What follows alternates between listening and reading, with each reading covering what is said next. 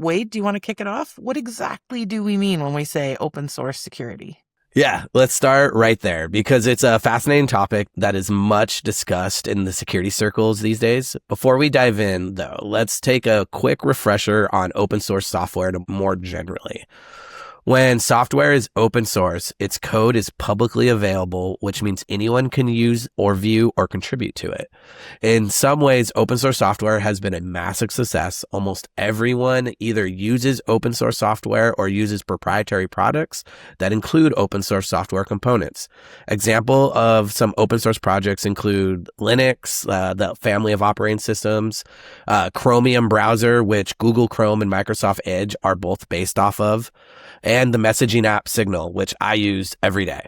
So 1Password relies on open source software implementation of the AES cryptographic algorithm. That's so we even have to do it. So if you're using us, you're using open source software. What do you immediately think of when we talk about open source software? I think about this idea of community, right? Like people building, fixing, and improving things together out in the open. Yeah, it's kind of like one of those group projects, except it's the group project you actually want to be a part of. You're not assigned a group by your teacher. Like it's, how do I collaborate to be a better human and make things better for everyone? So Yeah. So one of the harder things, though, is open source security, which is the practice of securing open source software, which is not an easy thing to do. So at first, that might sound like a bit of a contradiction. You might think that software would be most secure if only its creators know how it works. But the idea behind open source security is that the software can be made more secure when anyone from the global community of security experts to interested novices can poke the code, find vulnerabilities, and offer improvements. So since anyone can look at it, anyone can touch it, anyone can find vulnerabilities in it. Think of it as a crowdsourced security testing with more eyes on the code. Bugs can be found, fixed more quickly as well because multiple people are actually working on the software and can implement the bug fixes. I think that sounds really cool. I think, just everybody working on it together and trying to make things better. Like, I think, though, Wade, I think your opinion is going to be more exciting because, like, what's your experience with it on the day to day? Because I would imagine it's a big part of what you do in work and then also what you do outside of work. Yeah. I am a part of a couple different projects for at least open source, right? And the other thing is I defend an organization who uses open source software. So I have to keep in touch with everything and make sure that I know what's going on if any of those do somehow get compromised, which has been a big thing more recently. The couple of projects I have been with, they're more like open source information and stuff like that. Doing open source programming honestly scares me a little bit because I don't want to put in something bad and then break stuff for everybody. Or possibly be a avenue in which attackers can get into open source software. So that it's interesting.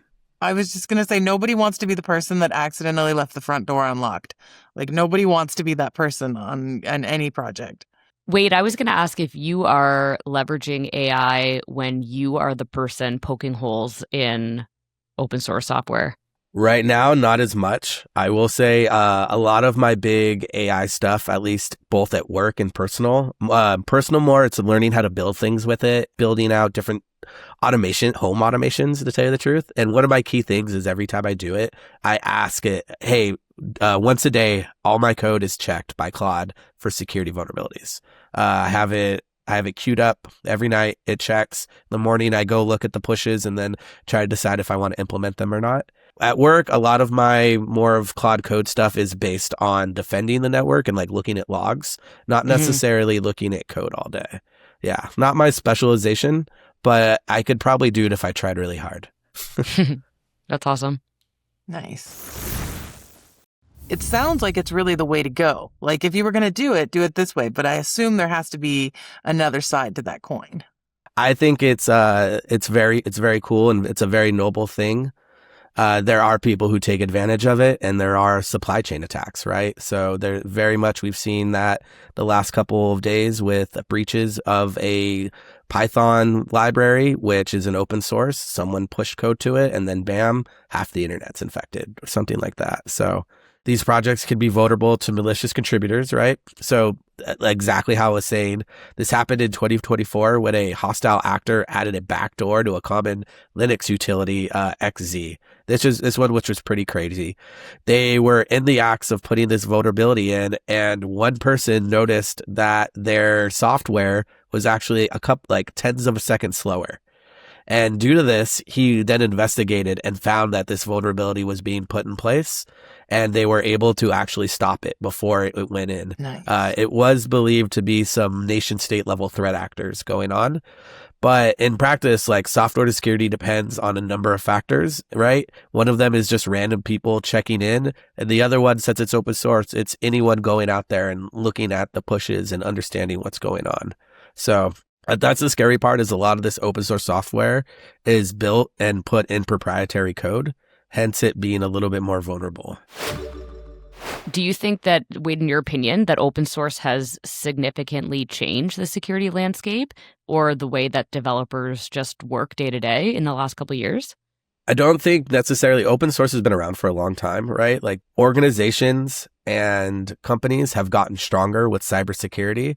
So attackers have pivoted to a easier target, hence attacking open source and individuals and making sure, right? Like the home individual person who just has a regular Gmail account is going to be a lot easier to hack than me sending an email to a corporate overlord who has all the security findings in it. So it's just the easier way to get in. And also you get to infect a bunch of people all at once. So, which is, I'm sure, good for them. No, that makes a ton of sense.